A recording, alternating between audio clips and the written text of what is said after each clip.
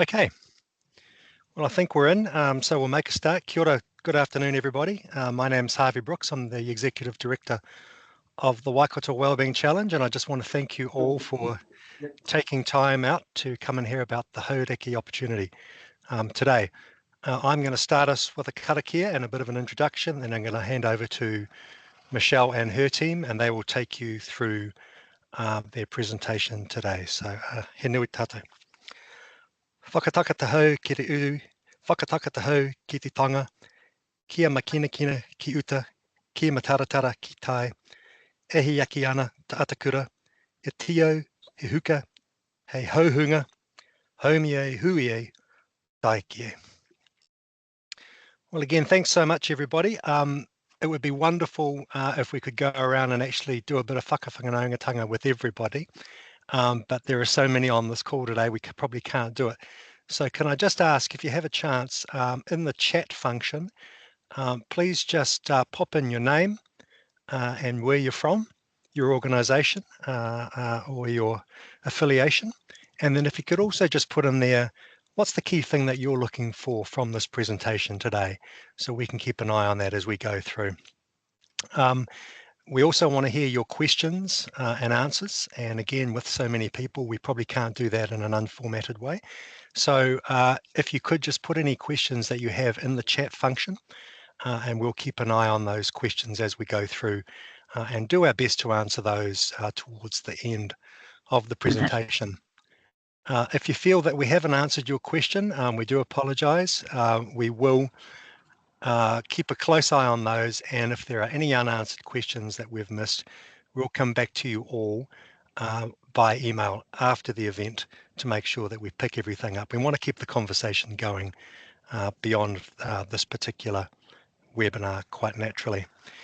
So if I can just maybe start with a little bit about the why and why we've done and contributed to the Hauraki Opportunity before I hand over to Michelle. And this story is actually captured in the introduction to the report itself, but if I can just go back and repeat it a little bit.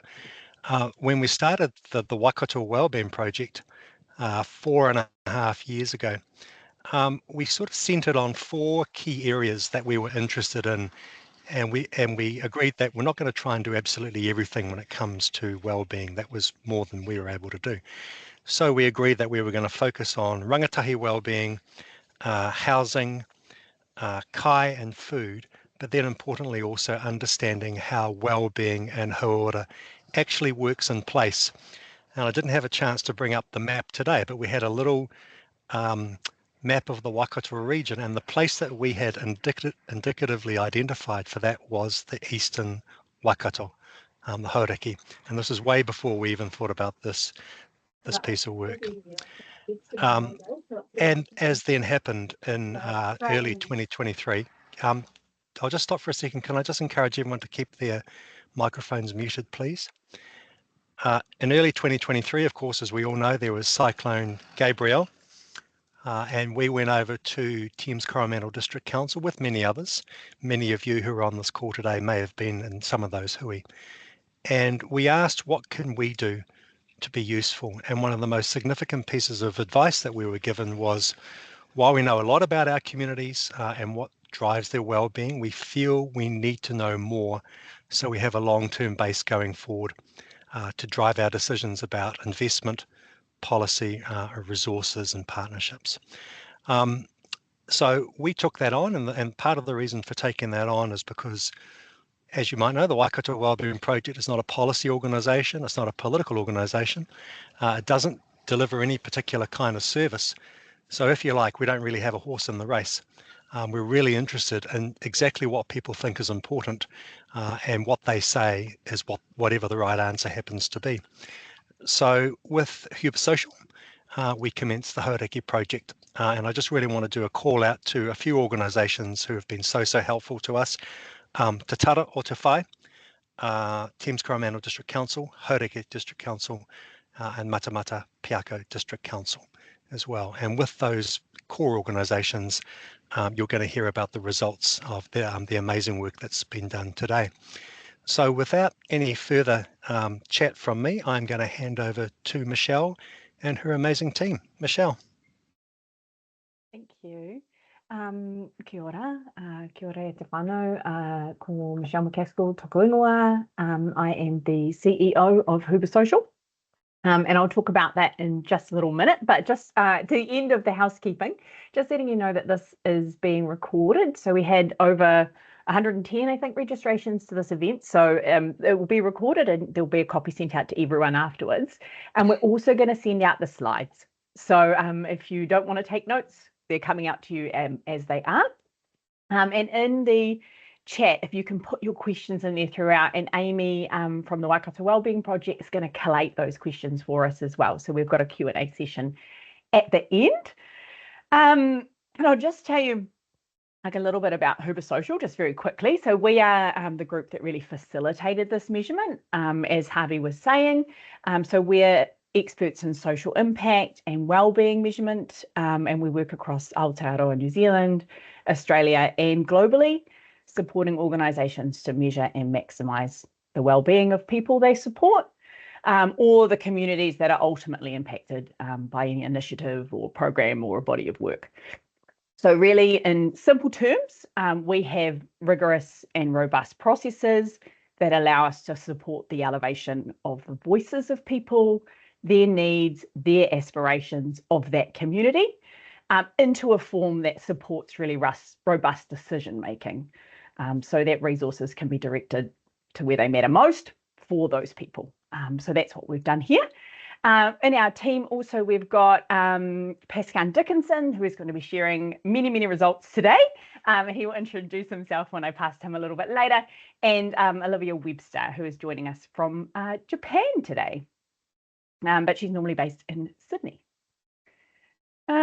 Jumping through to our agenda. So I'm going to take you through very quickly about the Hauraki Opportunity. So who was involved, what was measured, who we heard from. And then we're going to dive into the key insights, which is really the meat of today. We're going to go through that for the collective. So all of the results in aggregate, then by population groups, then through the lens of Te Whare Tapa Whā, and then we'll look at some other specific elements that came out for the community.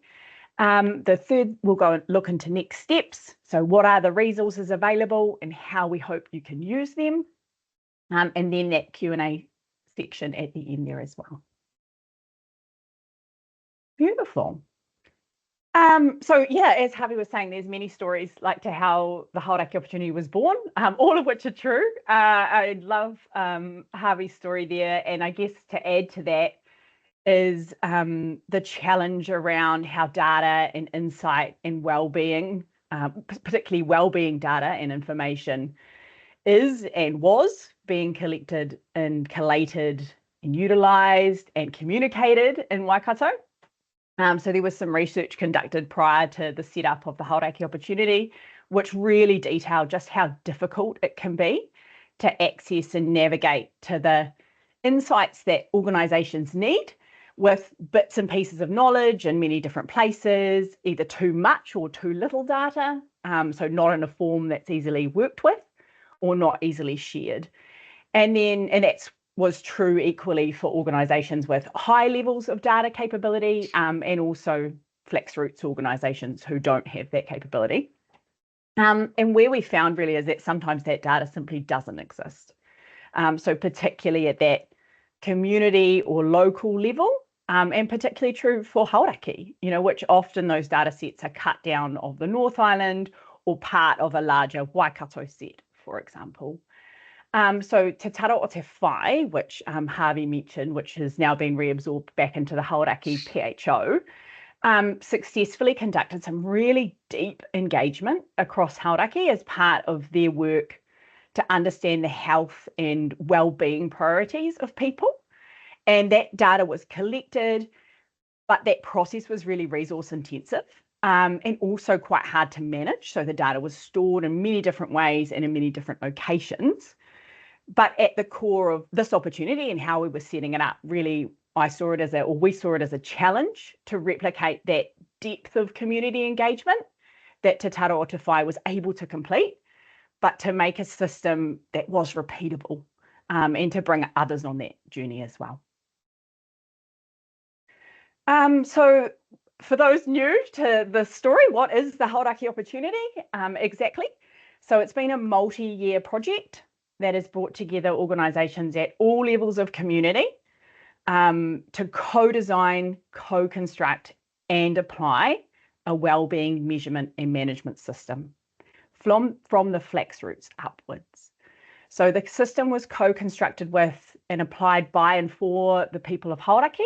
So that includes people who work, live or play or whakapapa to Thames-Coromandel, Hauraki or Matamata-Piako districts.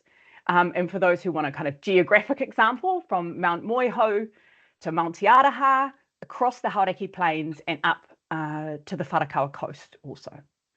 So the report that we're unpacking today presents the findings of the inaugural measurement, which took place late 2024, early 2025.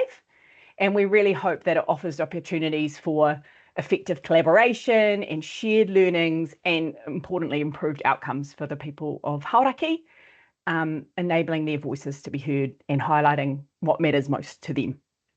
And it has been designed so that it can be managed by community and measure wellbeing and all of these factors longitudinally if the community chooses to do so. So the report or the project itself is intended to clearly express the values, needs and aspirations of community, equipping decision makers and organisations with a deeper understanding of what is influencing and driving their wellbeing. And in a few slides, I'll talk about what we mean by wellbeing specifically as well. And that is in order to help, as I said, those decision makers and those organisations to more effectively allocate resources, and so that will inform their strategy and so that they can make decisions that really support Hauraki community. Who was involved? Harvey already spoke to this. So we've got our lead project partner and our project partners, the 3 district councils.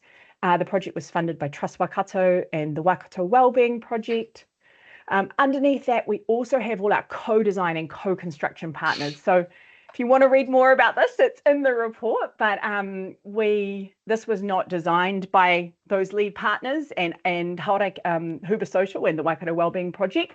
This was a co-designed process.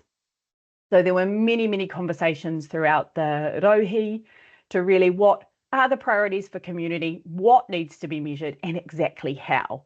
So I talk about co-design as in designing the scope of measurement, and then co-construction, designing and refining exactly how that's measured as well.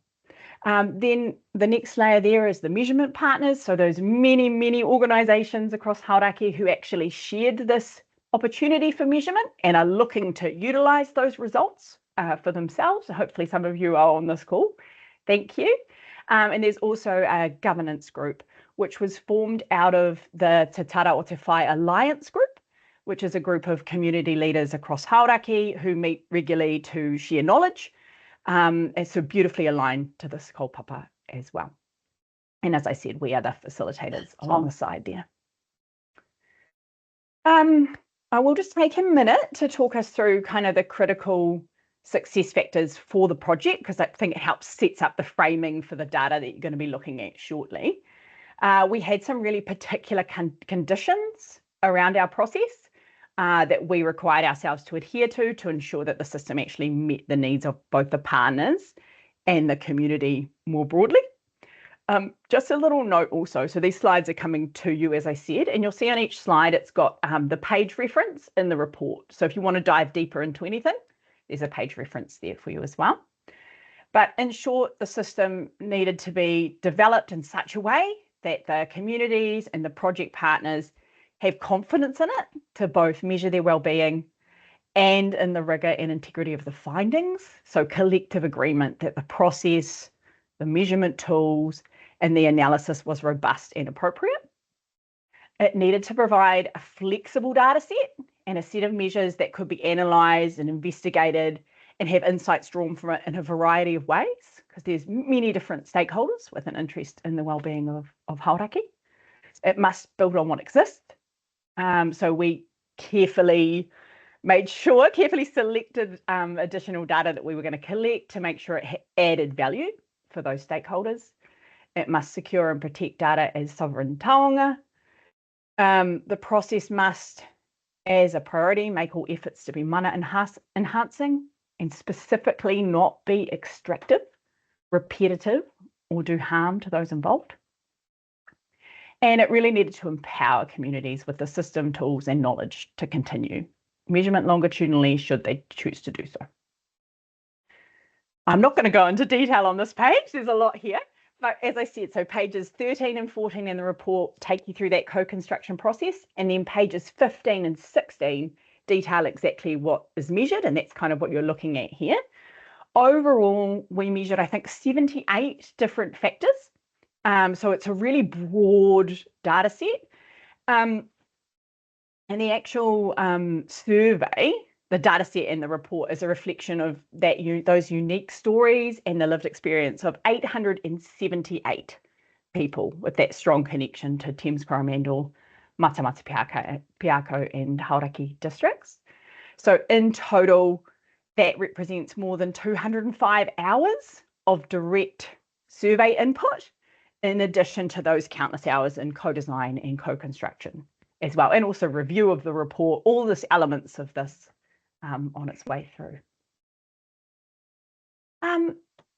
This particular approach, so the way that the Hauraki Opportunity has been designed and put together, is quite unique.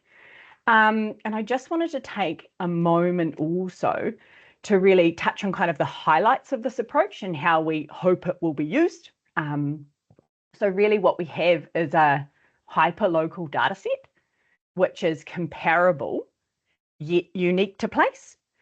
And we know that that data set's already a challenge, so getting those local data sets, as I've already discussed, but now likely more so with changes coming in for the census. We also had a really targeted flax roots up approach. So to ensure that voices less heard from in traditional consulting were front and center in this data set. So in the actual report itself, it says of particular note and important to the reading of this report are the great efforts that were made throughout to hold space for and elevate the voices of the people, particularly those from communities that are not always heard, to create a more complete and authentic picture of Hauraki wellbeing. The third point there, decision makers were able to ask questions they want the answers to. So there's an opportunity to measure factors or to understand data that might fall outside your remit as an organisation and provide a more holistic view for collective and kind of sub-regional planning and strategy. We had strong local partners included from the get-go, which can really help this report become something that's actioned and this data set really used. It supports advocacy and decision making for organisations at all levels. So I'll talk through those resources at the end. We have a technical report which has the data and tables, or the full data set available, or the report that we're talking through. So there is an option for organisations who have different levels of capability within them to analyse data or interpret it. And it also uses subjective wellbeing evaluation to identify priority needs. So I'll just quickly introduce what that is and how they're identified in this process.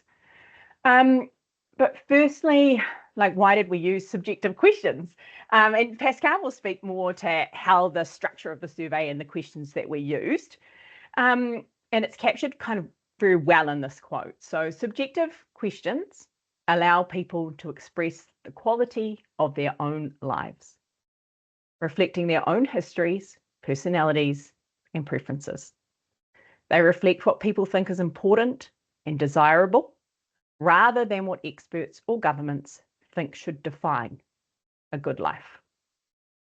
So when we talk about subjective wellbeing throughout the report and as Hooper Social, we're not talking about a measure of happiness or an emotion. And just to be really clear, with our lead partner being very health focused, we're not also talking about physical wellness. So what we're talking about is a measure of how a person determines that they are doing overall in life. So to measure that, we use a standardized international question set which helps you to reflect back on your life, consider yourself in this moment, and look forward in your life and score yourself on that. So we can understand that as a person's level of subjective well-being. We also use some collective well-being measures as well. And then just to get a little bit technical, so in this measurement, we use subjective well-being, so that self-determined measure, as a lighthouse measure for their subjective well-being evaluation. And then we utilize statistical analysis to identify factors from all of those 78 factors that were measured that had a statistically significant relationship with overall well-being. And we'll come back to it again soon, but a priority need, if we see that throughout the report or if we're talking about that here, that is a factor that holds both a statistically significant relationship with overall well-being and is lowest scoring for the cohort that we're talking about. So focusing resources and energy to those factors will be most likely to improve well-being for the community. So that's how we've kind of determined this and trying to support decision making. Okay, so as I said, the survey itself was co-designed over 2024 and distributed in late 2024, early 2025. So note about the timing. At that particular time, there was significant national debate around the introduction of the principles of the Treaty of Waitangi Bill into Parliament, which has, I think, in some way informed some of the responses we've seen. And again, Pascal will flesh that out for us later. But broadly, the survey reached a large number of people, and the sample surveyed broadly reflects the population of the Waikato region. However, while it is broadly representative, it also differs in some important ways, with survey respondents more likely to be older, female, and New Zealand European or Pākehā than the general Waikato population. Some key demographic points. There, nearly 3/4 of respondents identify as female. This is really typical in survey responses. We see that almost every time. 81% identify as New Zealand European and 18% as Māori. Age was less representative of the population, so there was a skew towards older adults, and there was very few rangatahi. We have a plan for that next time, but it is what it is for this. The median age of survey respondents was 55 years, which is the median for Thames-Coromandel, but Hauraki, the median age is 41, and for Matamata-Piako, I think it's 48. So a little bit older. And the largest population of respondents are from the Thames-Coromandel district, with lower representation from the other two. So the results may therefore be skewed towards Thames-Coromandel. So yeah, while the findings still reflect views of varied groups in the Waikato, there are certain groups that may be over or underrepresented. To help address this, in the analysis, we include breakdowns by measurement groups, so we can ensure that the patterns specific to certain groups are clearly identified. And we don't really talk a lot in the report, nor will we today, about results for the collective. So we're spending a lot of time diving into the layers rather than getting lost in those averages. Brilliant. And where results were found to be skewed or heavily influenced by a particular demographic group, we explicitly noted that in the report as well, so you can be confident in your reading of that. And a final point here, because we did have it open to anyone who's connected to this place, 88% of respondents lived in the surveyed area for half or more of the year. We also have some really great local data sets from Thames. So there's like 214 responses there. Whitianga with 110, Coromandel 102. So really strong responses from some of those areas. Okay, that's the end of the first section. So I just wanted to say in the chat, if you've got any questions about the process, please add them in there. We also have Hoover Social is hosting a webinar in October, which I will send out afterwards. We're really just going to speak to the process of developing this type of measurement. So if you're really interested in that, please feel free to join us at a later time. But here is the key insights for the collected. for the collective, all data collected in aggregate. And I'll just quickly go through these 3 pages. So the first thing I want to point out, and again, we will send this to you in the email after, is there are 4 pages within the report that are designed to be pulled out as a summary of the entire 77-page document. So pages 4, 5, 6, and 7 have the exec summary, the visual report on a page, and the key findings that I'm about to go through as well, of which there are 7. So wellbeing patterns tended to repeat across findings. Older adults, so aged 55 plus, and again, Pascal will dive into that a bit deeper for us, scored highest, while those with disability or mobility challenges consistently scored lowest. Number 2, physical health featured across all measurement groups as a key area to improve what matters most, but barriers persist in accessing care services. Number 3, while respondents reported high frequencies of happiness, written responses indicated a range of wider issues negatively impacting mental health. Māori had the strongest responses to questions around cultural and spiritual connection, but respect around cultural identity scored low across groups. And number 5, social division in the community was evident across a range of issues with knock-on effects for community connection and feelings of safety.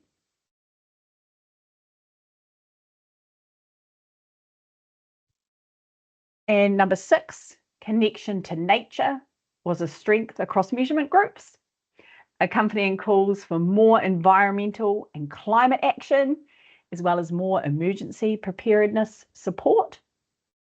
And finally, number 7, structures and services around housing, accessibility, financial support, and job opportunities were key areas with opportunities to improve, what matters most across groups. And the final slide from me, this is from page 6, the visual report on a page. There are some areas here which we really pulled out. What are the key areas for further investigation or for improvement that we found across all the findings? And I'll quickly go through these as well. So number 1, targeted support for disability and mobility group, which scored lowest out of all the groups across nearly all factors. And we'll, as I said, Pascal will unpack that definition and key findings for that group shortly. Increasing accessibility to healthcare, particularly dental care and other care services by removing the main barriers of cost, distance, and waiting time.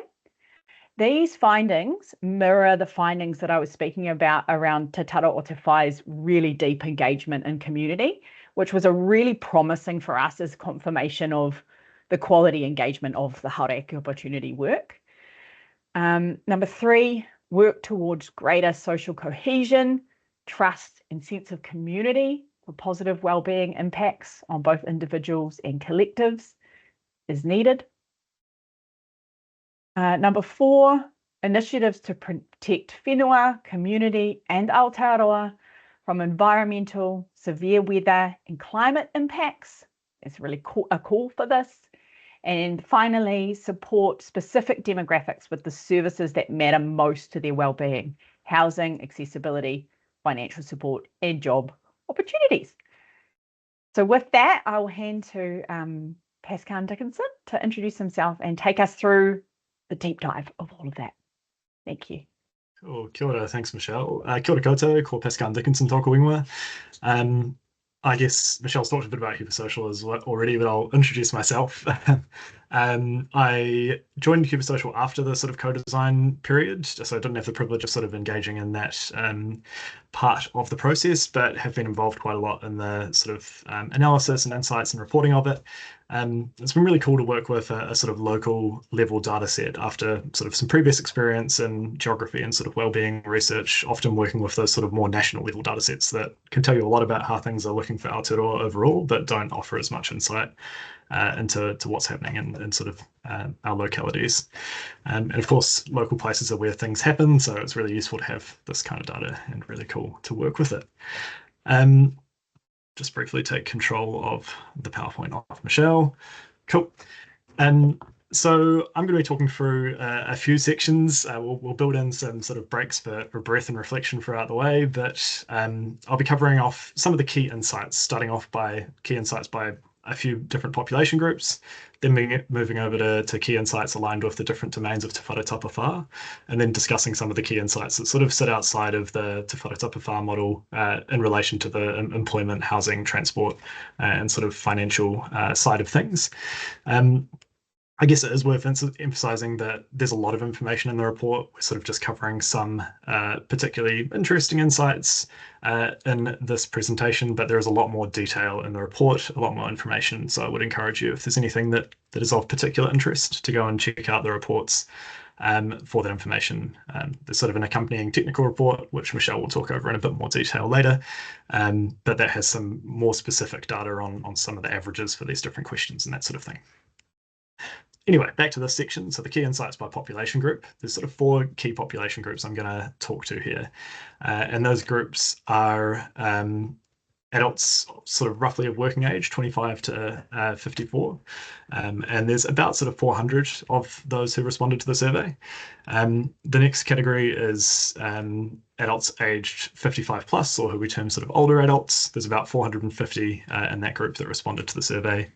The next group is Māori. It's about 150 who responded to the survey, and then the sort of disability and mobility group, or tangata whaikaha, sort of more broadly, which I'll again explain how that's defined later. There's about 160 people in that group who responded to the survey. So the reasons these groups were sort of chosen was because during that co-design, co-construction process, they're identified by the community as groups that it was really important to sort of know how things were going for, right? There were groups that the community was interested in finding out results on. Crucially as well, there were groups that had enough responses in the survey that we could meaningfully sort of separate out those responses and identify insights for that group separately from the sort of overall group.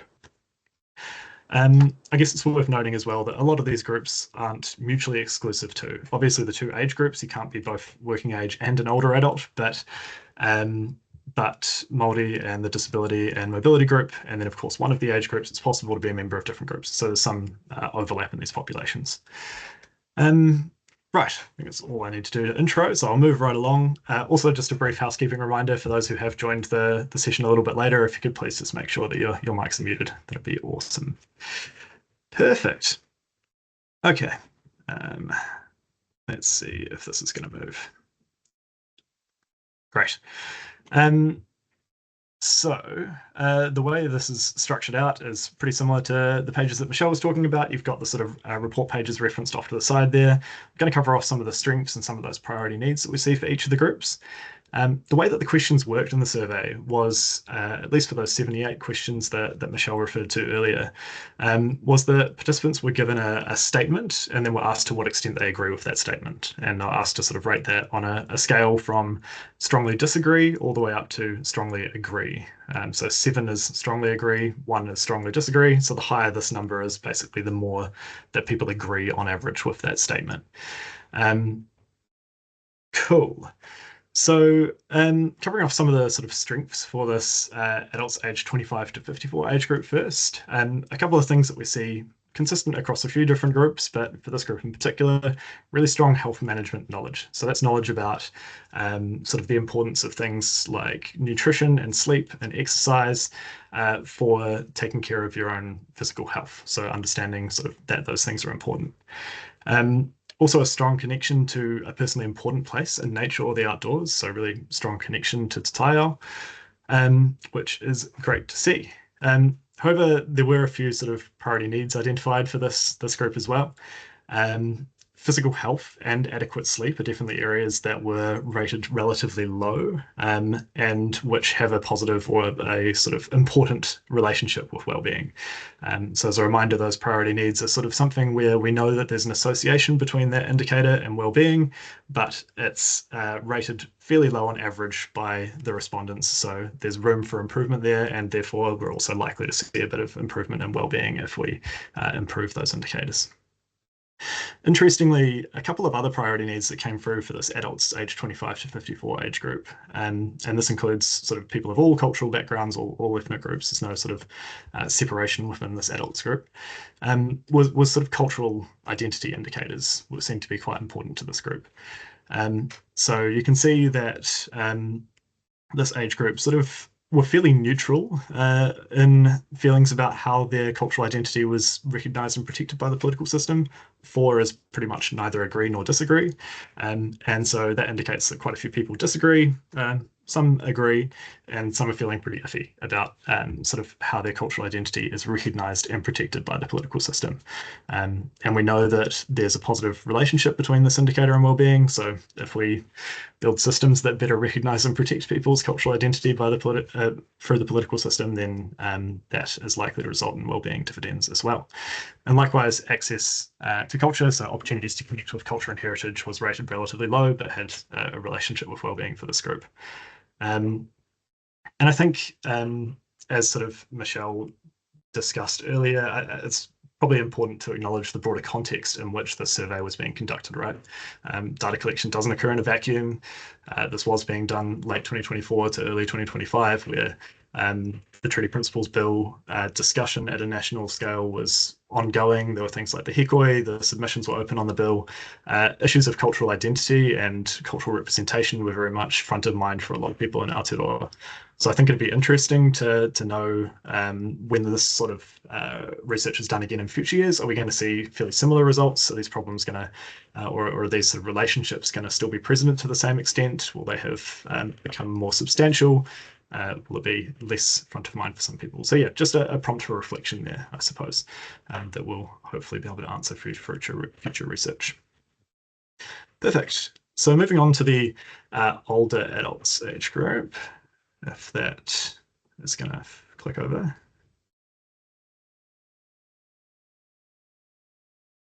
Let's see, there we go, cool. So adults age 55 plus. This one's a bit of a good news story, I suppose. For this age group, a lot of outcomes across the survey were really positive. So people in the older age group generally pretty consistently responded the highest out of the 4 measurement groups to any of the survey questions. So some particular strengths to highlight here are the sort of older adults that responded to this survey, again, identified really strong health management knowledge, so good knowledge about how to care for their health, generally agreed that they had sort of easy and good access to health information as well. Generally rated their housing quality as pretty high. They tended to agree that their housing was comfortable to live in, and also agreed that they had good financial literacy, good knowledge of how to manage their finances and sort of care for their financial well-being, and also fairly strong feelings of safety at home as well. So there were certainly some areas that were a little bit lower rated for this age group, but they tended to be lower rated across all age groups. So no sort of unique areas for improvement, I suppose. So yeah, just want to highlight that things are going fairly well for the older adults that responded to the survey. Perfect. Moving on to Māori.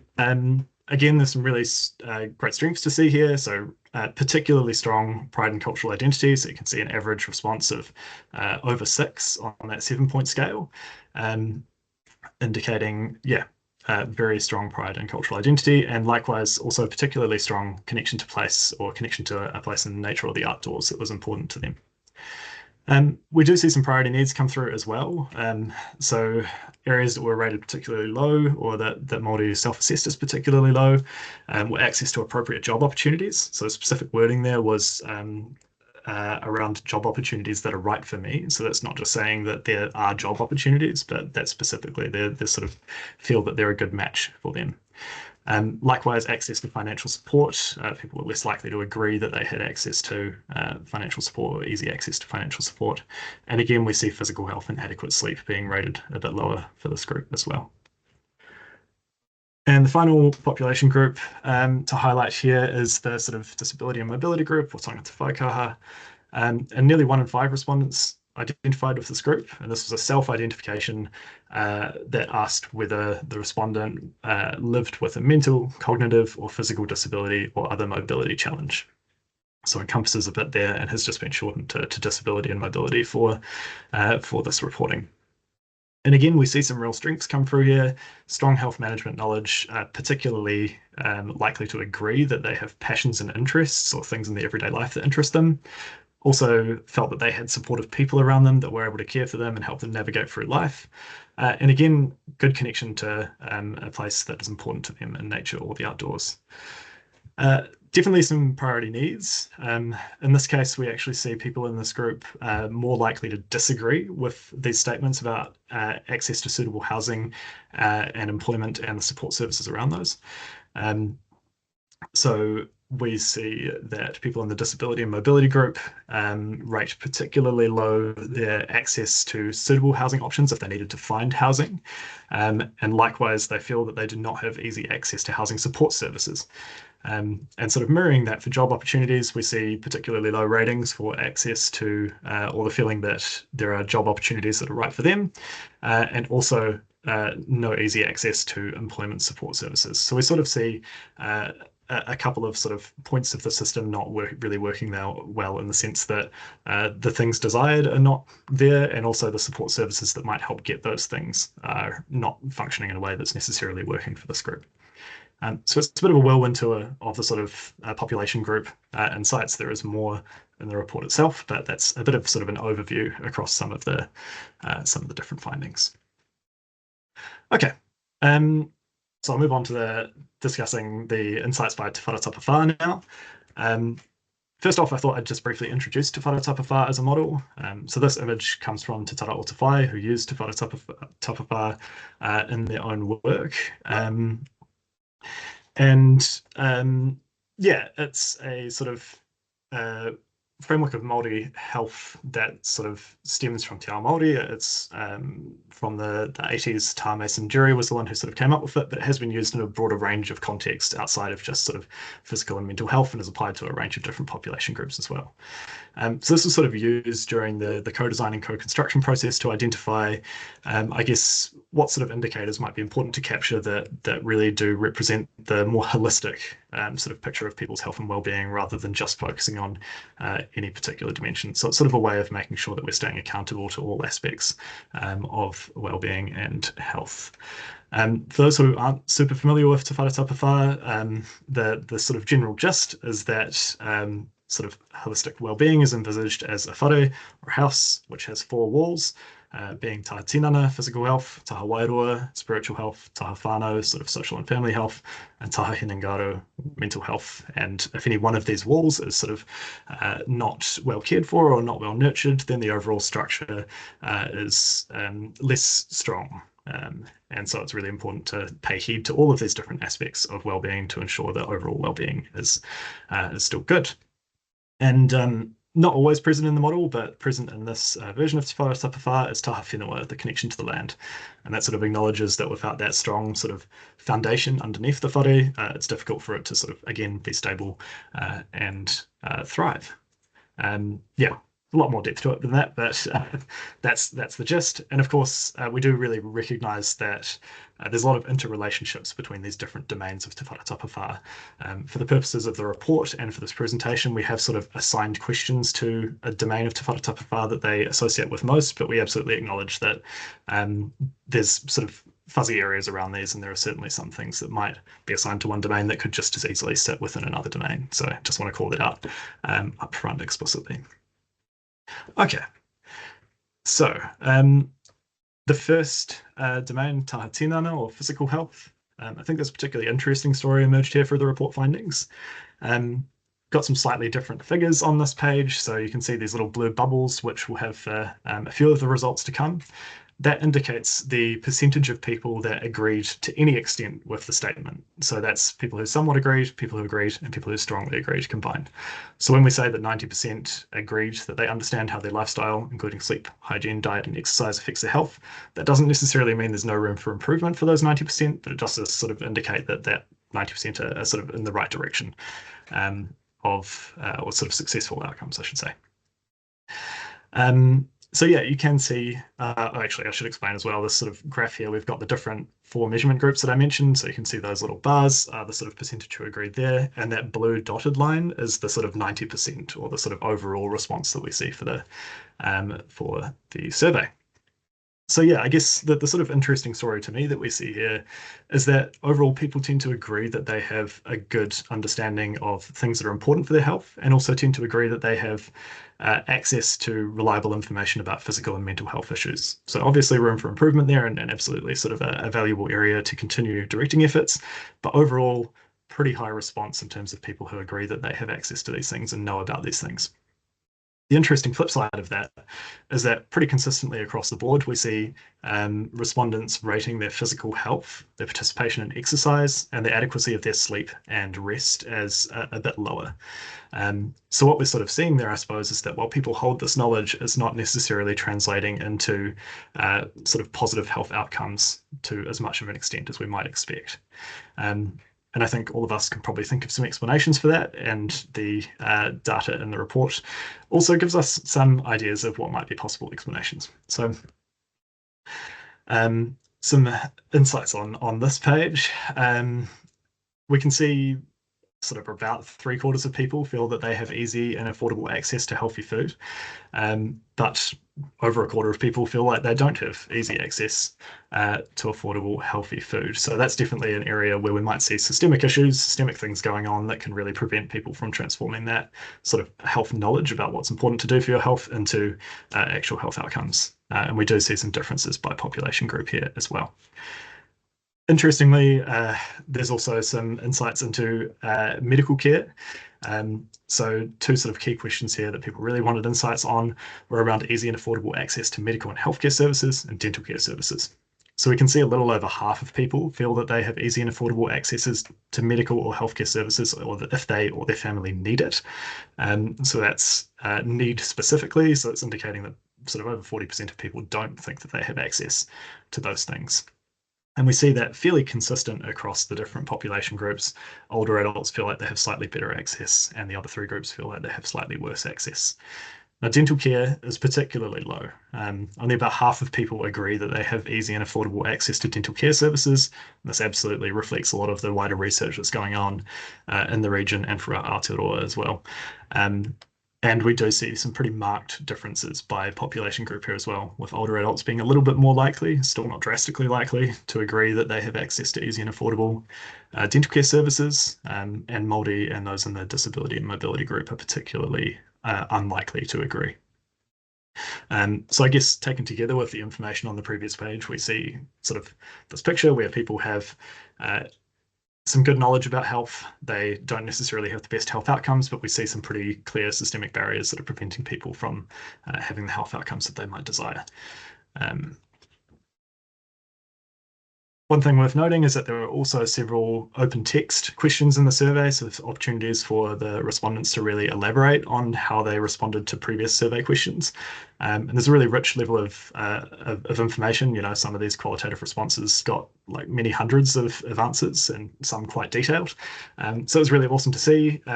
Really great to comb through those. Obviously, a mix of quite positive stuff as well as some quite negative stuff, but some interesting insights emerged here again on the sort of barriers that people are facing to accessing that kind of care and to overall good physical health, with money, time, and motivation being some of those really key barriers, especially for the working age population. A lot of people reflected on, if you know, caring for tamariki as well as older parents, and then you also have work to attend to, then the amount of time that you have is pretty limited, and your motivation to actually care for your physical health is often sort of a bit dampened just among everything else you have to do. Cost, definitely a really frequently mentioned barrier, and especially for dental care. A lot of respondents noted that they felt that dental care was prohibitively expensive in Aotearoa, and sort of noted that they just don't really engage with dental care at all.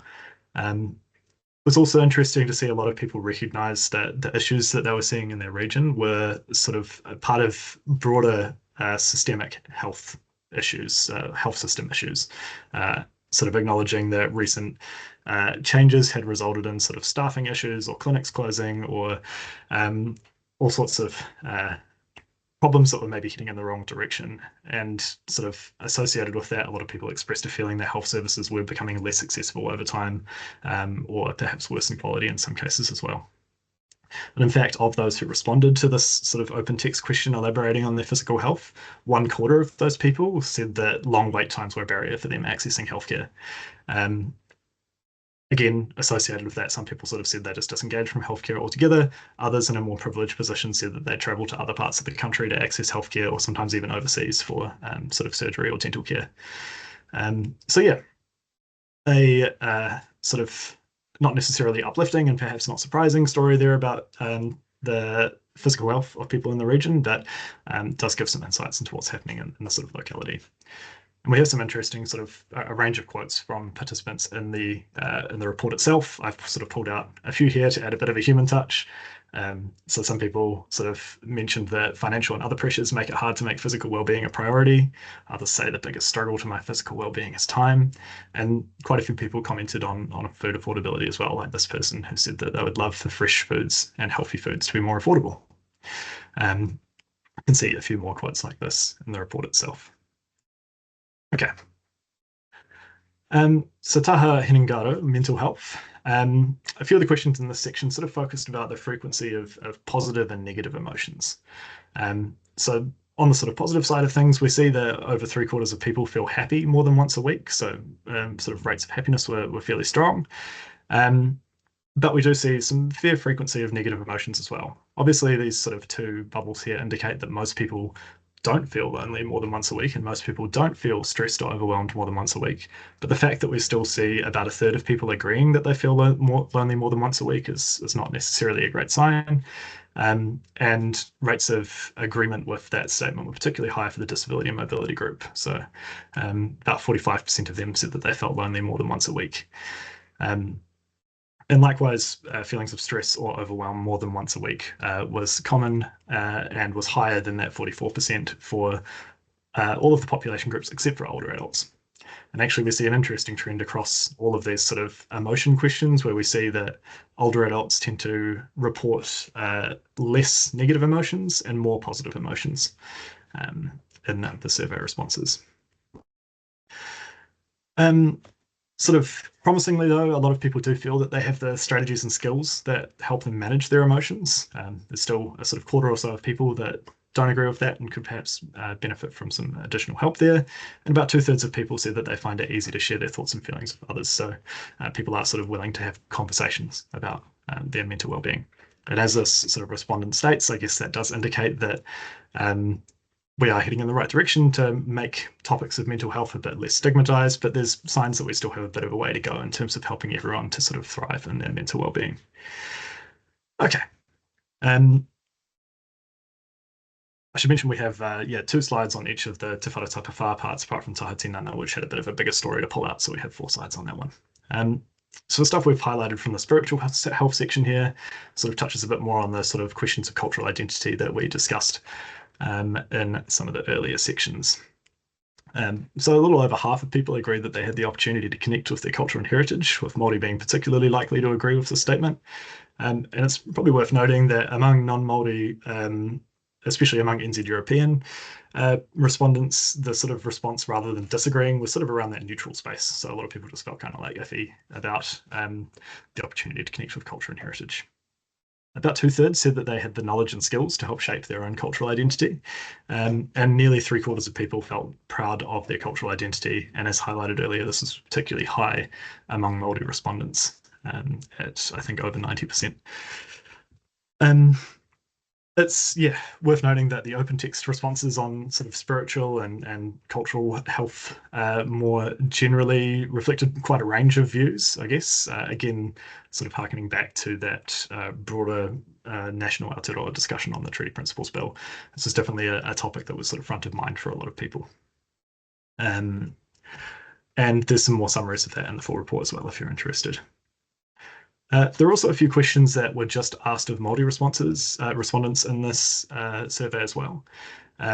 So this information you hear is just see here is just for the 150 Māori responses, and these sort of graphs are just Māori adults, Māori old adults, and Māori in the disability and mobility group, with that green line being the sort of average Māori response. So most Māori do feel connected and healthy from a spiritual or Wairua Māori perspective. About 2/3 feel connected to their tupuna or ancestral heritage, and 60% say that they have good relationships within their iwi, hapu, and whānau, with a bit of a lower agreement with that statement for those in the disability and mobility group. We see kind of an interesting reversal of the trend that we've noticed for the overall survey here, where adults in the 25 to 54 age group tend to actually rate themselves a bit higher for these questions, and adults in the older age group tend to rate themselves a little bit lower. And it's worth noting the demographic differences for the Māori population as well. It's overall a younger population, both nationally and within the survey. So we see much fewer older Māori responses within the survey, and a higher proportion of Māori respondents within that 25 to 54 age group, which sort of reflects the broader population. Okay. So taha whānau, the family health and sort of social wellbeing side of things. Again, some pretty positive results to start out with here. We see over 3/4 of people feel that they have a strong community of family and friends around them, and 70% say that they feel a part of a community. So some good sort of results at the outset there. And most people do feel safe at their communities, in their communities and at home. So I'll touch on a few things that aren't necessarily working that well, but I think it's worth bearing in mind that overall, people are still feeling quite positive about their sort of sense of community and about their safety and about those around them. So there was definitely some evidence of social division in the sort of communities surveyed. There's a full page on that sort of topic in the report if you want to dive into that into a bit more detail. But again, we see this sort of reflecting some of the other research that's going on throughout Aotearoa that's sort of looking into topics of social division and conversely social cohesion. Perfect. Couple of questions asked about how their whānau were doing as well. So 70% of people said that their whānau are doing well. So generally pretty positive result there as well, but still about sort of a quarter or so of people that aren't feeling like their whānau is doing well. And about half of people feel that compared to the 12 months before, things were better for their whānau. So things have got better over time.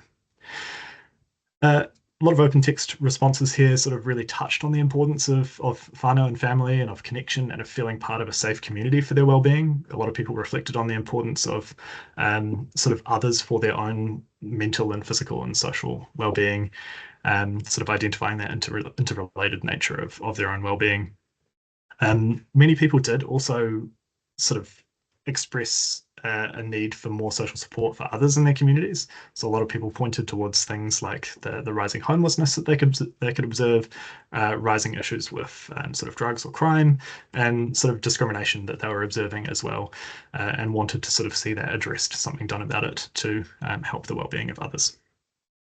And as Michelle mentioned, we didn't get a particularly high response from rangatahi themselves, but a lot of people remarked that they felt that there weren't good local places for tamariki and rangatahi to socialise in the community. They sort of felt that it was a relatively unwelcoming space for younger people. So that came through in a fair few of the open text responses. Okay, I'm going to have some water, but this is also a chance to just reflect on the insights so far, and I guess just think about whether they resonate with your experiences sort of within the regions. Maybe if there's anything in there that kind of surprised you, anything that makes complete sense based on maybe your own work, and feel free to pop that in the chat, and I will have some water. It's worth noting that there's just a couple more slides. I'm going to cover taha whānau, and then there's 3 slides on the sort of employment, housing, financial side of things, and then I'll hand back to Michelle to wrap up.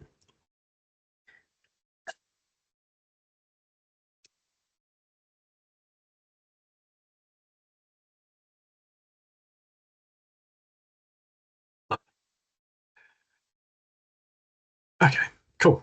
Taha whenua. So really positive sort of insight to start out with. The vast majority of people do feel a connection to a place in nature or the outdoors that is important to them. And for some people, this had a very strong relationship with well-being, as we highlighted in that population group insights earlier.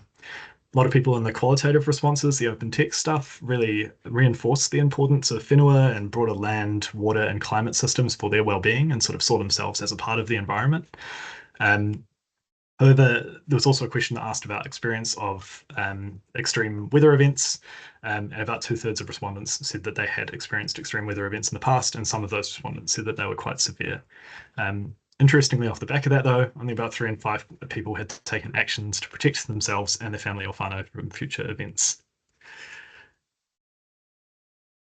Now, perhaps unsurprisingly, based on the sort of strong connection that people have with Te Taio, we do see about 2/3 of people really worrying about the future impact of natural weather events or of climate change on people, animals, plants, and land. And this is pretty consistent across population groups, with a slightly higher rate of agreement among Māori. So issues of sort of climate change and severe weather events are definitely front of mind for several people in the community. And there were lots and lots of qualitative responses that talked about this issue. I sort of just decided to highlight a few here, but some noted that they felt we needed to take stronger action to mitigate the effects of climate change and to reduce impacts on the environment. Others said they're extremely worried about climate change and the lack of action from local government, but more so from worldwide governments. And others sort of just took the opportunity to reinforce their feeling that it's an issue that people need to take seriously, we need to change the way we do things, and that they themselves are prepared to do things differently and support that change. There's a bit more information on that again in the report itself. Cool. So last section, I've just got three more slides here, I think, on the housing, transport, employment, and finances stuff. So this is stuff that sort of works around that Te Wharatapa Whā system to support wellbeing, but doesn't necessarily fit within any sort of one domain of the model. So some housing and transport stuff first off. I guess a positive insight, we see that 84% of people agree that where they live is comfortable. So that's not necessarily saying that it's the best quality house in the world, but they feel comfortable where they live. Unfortunately, though, we do see that only 40% of people across the population feel that if they need to move, there are enough housing opportunities, housing options in the community that work for them. So the right price and the right place. And kind of concerningly related to that is only 40% of people agree that if they needed, there's somewhere they can go to help find accommodation. So again, we see a couple of parts of that system not necessarily working out well for people. And in terms of accessibility, actually only around half of people across the population agree that their community has the accessibility options they need to get around easily. And while this is slightly lower among the disability and mobility group, it's actually still not a particularly high result across the overall population. So points towards some accessibility needs there more broadly. We included again a couple of quotes here around housing, as this was a topic that the community was really keen to speak about a lot in the open text responses. People sort of emphasised the feeling that housing was overpriced. They sort of noted people living in their cars, homelessness being on the rise or huge within the region. Some people commented on particular demographics. So some said that housing for older adults was impossible and that sort of trying to manage rates while being retired was pretty difficult. Others noted about housing being particularly difficult for young people and was sort of preventing people from staying within the regions. And others sort of, again, commented on homelessness and the sort of impacts that was having on crowding as tamariki and mokopuna were sort of moving in with elders.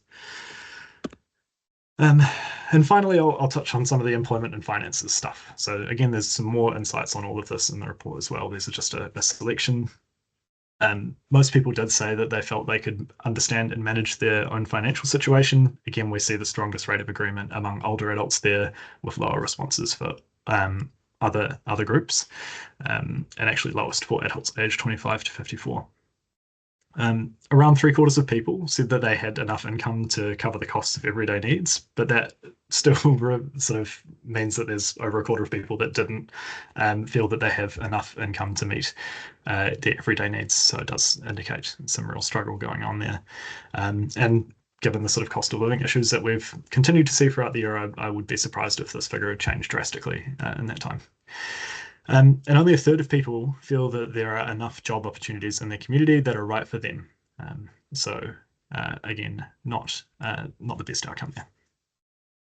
However, on the more sort of positive side, most working age adults, so most people in that 25 to 54 age group, feel that they do have the skills to find, apply for, and secure meaningful employment. So it's not necessarily a capability issue so much as the opportunities not being there for people. Cool. So That's me. I will hand back to Michelle.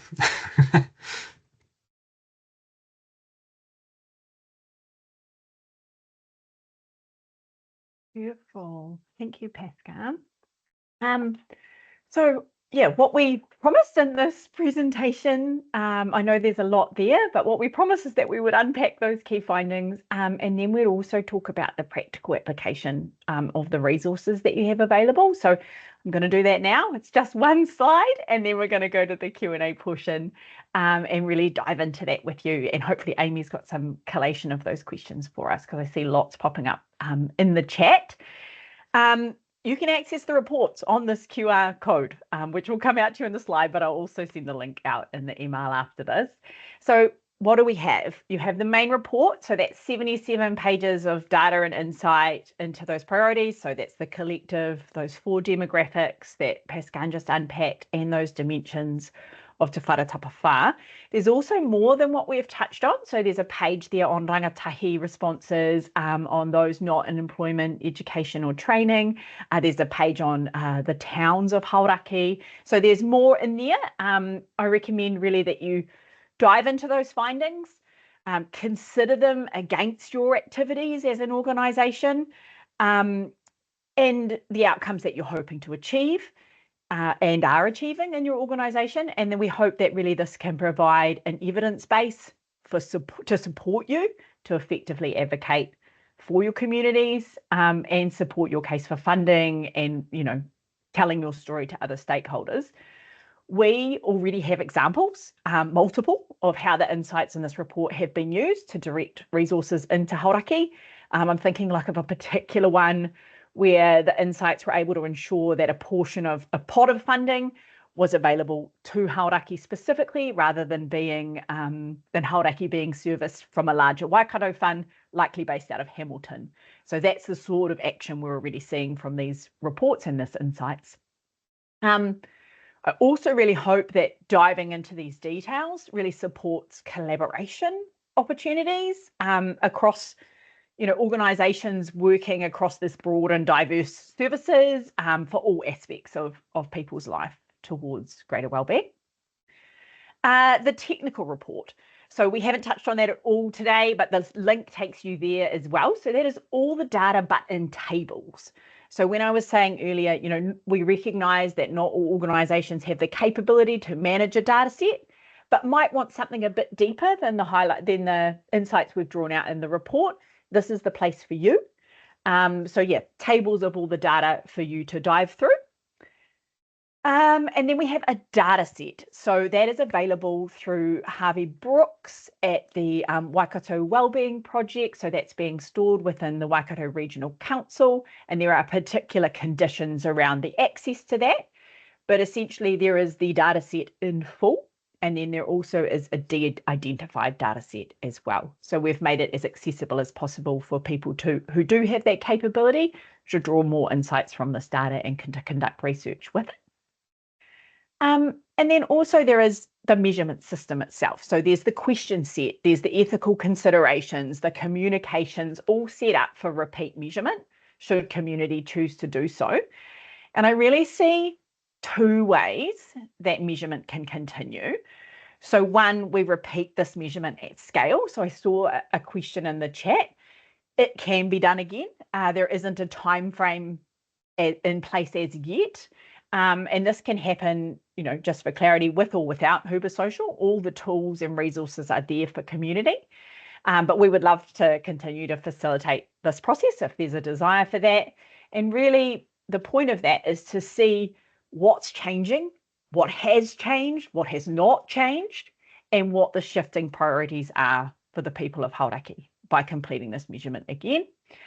Secondly, I'd love to see organisations using this data as a baseline measurement for your own impact measurement for your activities within an organisation.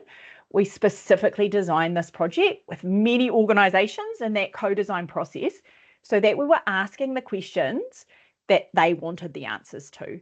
So what we have now, what you have, is a baseline data set from which you can conduct your own measurement against to understand progress or similarities or differences in the community you serve, and, this broader data set, regardless of the size of that community you serve. So it could be a small community, it can still utilize this data to tell your story. I've got a couple of resources coming out in the email afterwards that'll speak to that as well and help you along that journey, I hope. And just to quickly sum up, finally, before we move to the Q&A, really the goal throughout this process, from start to finish, the mantra we held in our head, that we did not want this to be a report on a shelf.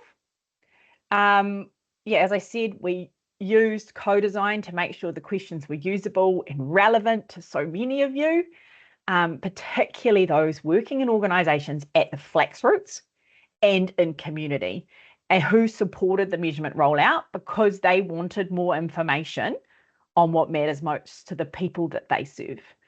So thank you. And finally, some real thank yous. So thank you first to the people of Hauraki. It's been a real privilege to work on this project, and I really hope that we've done your vision justice. I wanted to thank quickly, as Harvey did, Te Tara o Te Whai, again within the Hauraki PHO, Thames-Coromandel District Council, and both Hauraki and Matamata-Piako District Councils, and our key funder, Trust Waikato, and really to everyone who took the survey and those who shared it. We don't take that for granted. You took the time to share about all elements of your life, in the hope that this would create resources to help organisations and decision makers make important decisions wisely for the people of Hauraki. And it's not a report on a shelf, and we can already see change in action happening now. So thank you sincerely for your confidence in us, both as Huber Social and the Waikato Wellbeing Project, to represent you well. Kia ora. I'll hand to you, Amy, for our question.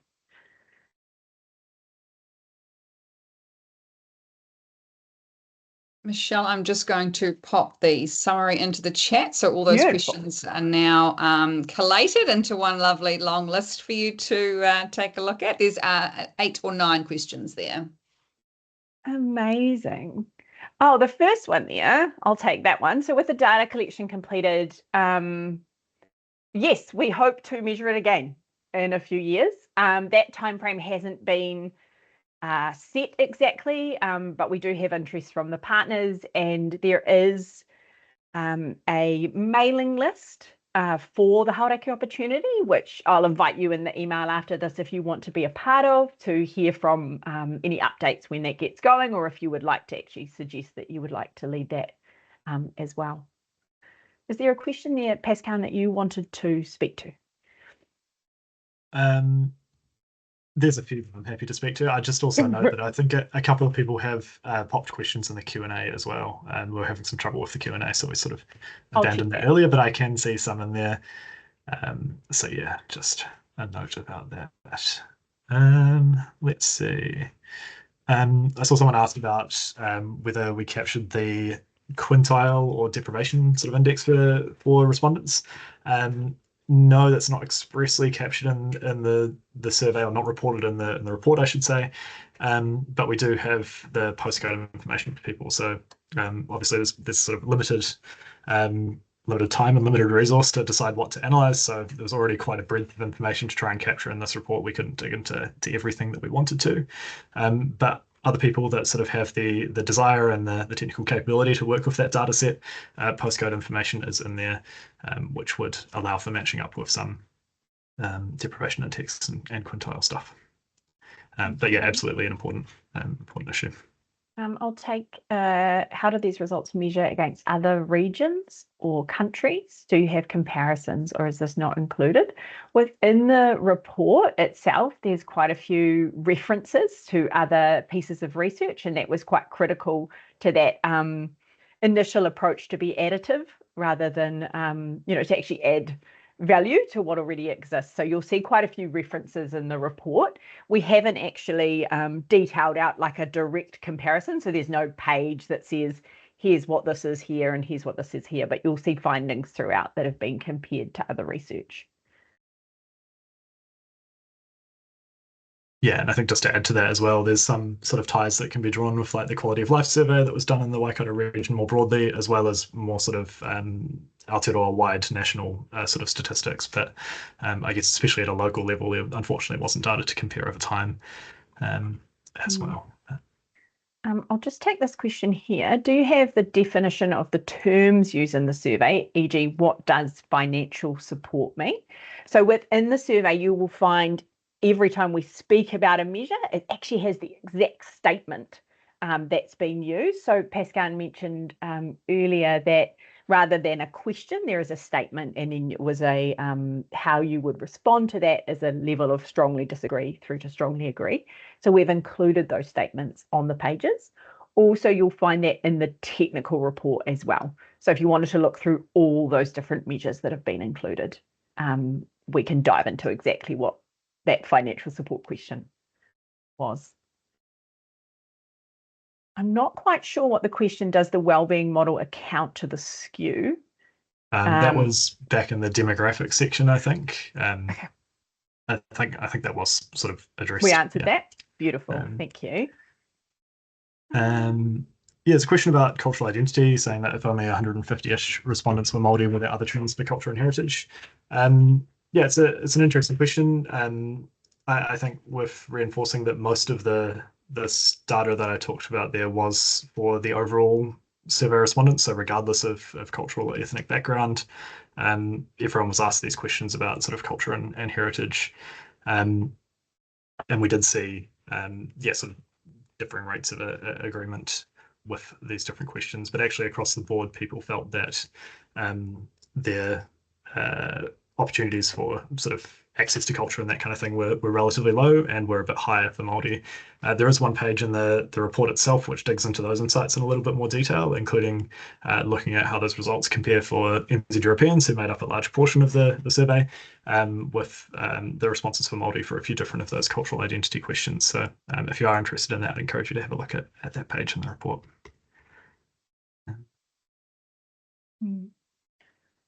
Job opportunities that are right for me. Is there any free text comments about what for me means for people? I'm not sure if you have that off the top of your head, Pascal, in the qualitative responses, but if you do you share? Otherwise, we can maybe share something afterwards. Yeah, no, good question. So people had the opportunity to reflect on sort of the broader suite of questions that were asked just beforehand. So not like it wasn't the case that each question had the option to then elaborate on it, which would have been a bit cumbersome, but yeah, sort of on that section overall. So people did take the opportunity to talk about sort of some of the questions that they've just answered, including that job opportunities one. A few people did elaborate on it from memory. I don't think any people really talked about the sort of what's right for me means aspect of things, but I am more than happy to look into that and get back to you if you flick me an email after this. Yeah, and I think that follows on to the next one, which is I'm very interested in the idea that people don't see there are job opportunities that are right for them. I wonder how much crossover here there is with that group and the group that don't have enough money for their everyday needs. It plays into the idea that some people can't be bothered working and will find any excuse. Oh, interesting. I'm not sure that we drew out any finding. No, I can't say that there was a finding that supported that idea. We could have a look, particularly, I mean, we've got the data sets and all the qual there. We could have a look into the crossover in those groups and see if there's something else going on.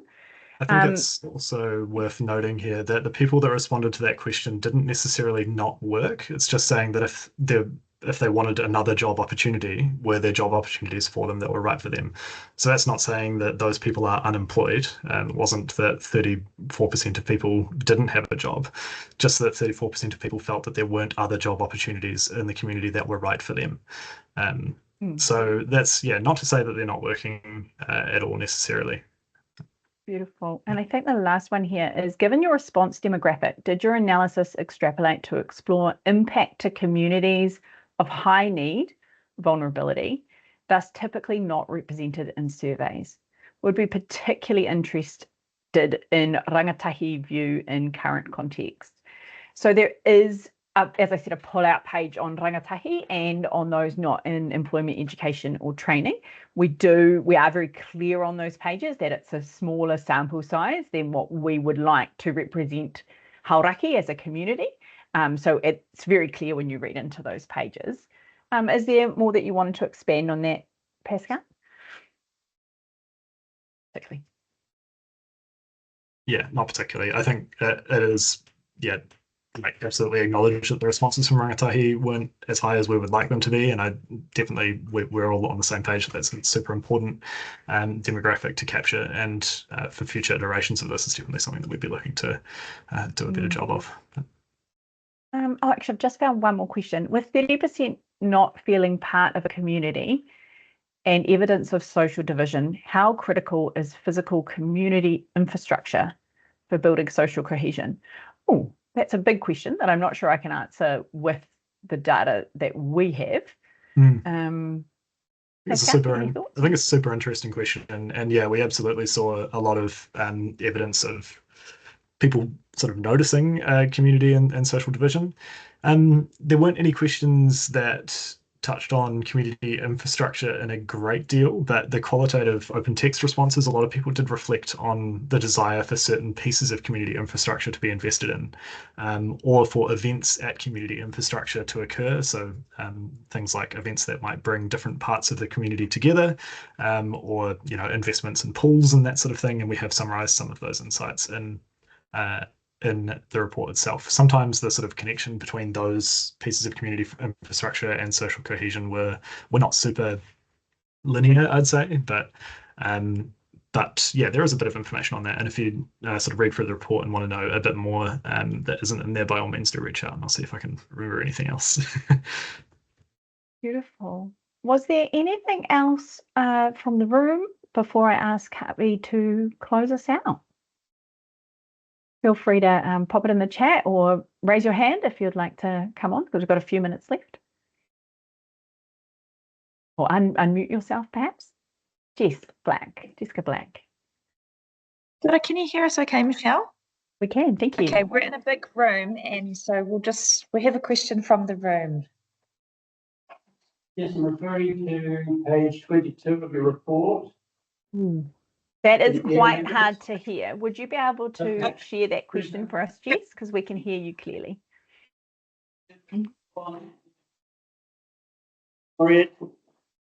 Of the people who responded and provided the data for the report, the number of responses are significantly small in my view, and they do cover quite an area.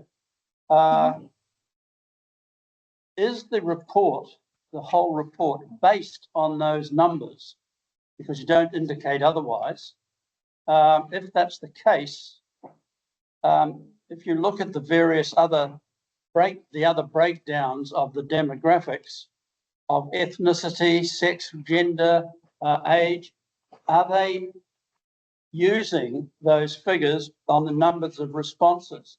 Because if you are presenting them as representative of the whole region, I think it's taking a very, very long bow to suggest that.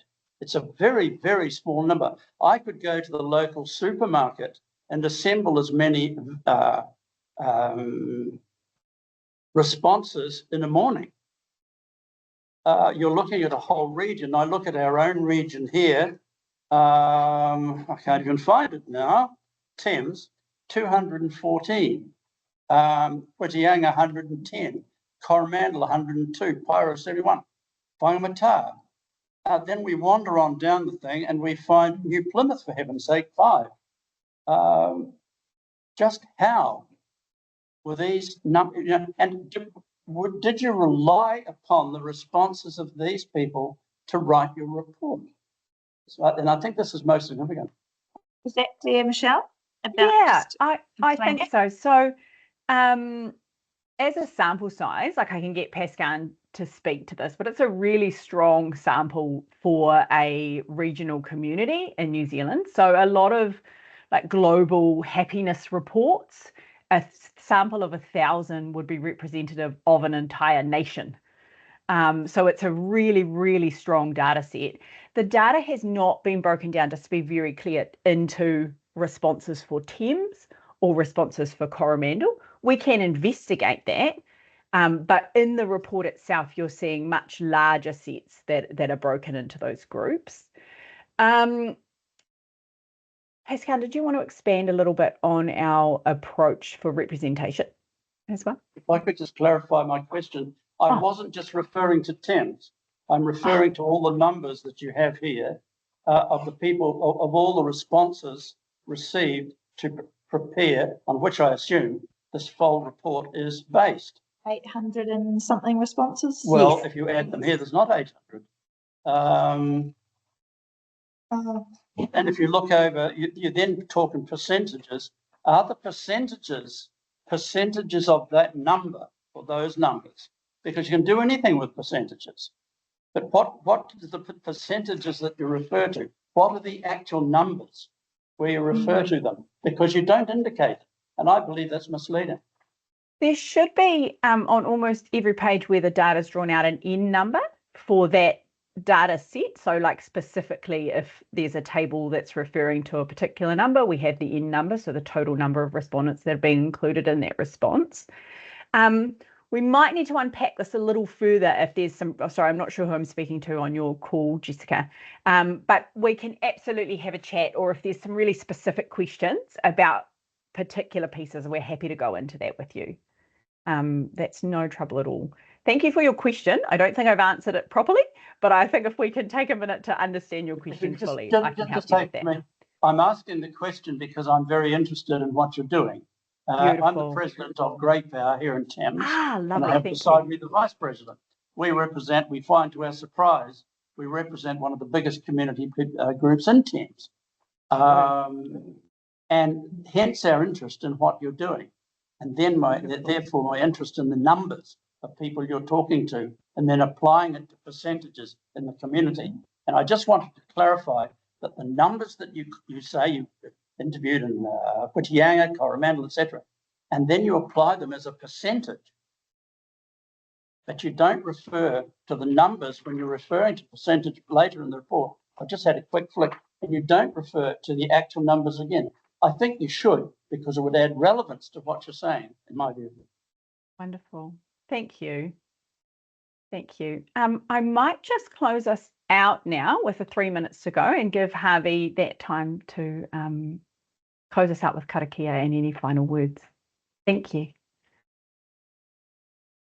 Well, thank you very, very much, Michelle, and thank you very, very much, everybody, for coming to the Hui and webinar today. I'm really, really mindful. We're all very, very busy, and this week is Te Koro Nehana for Arikiniwi Kwini Ngā Wai Hono e Te Pō. So for many of you, there is somewhere very, very important that you could have been today.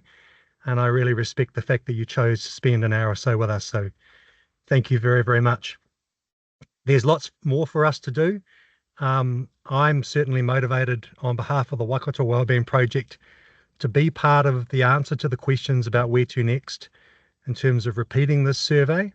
I think Michelle and Pascal and Olivia would all agree with me.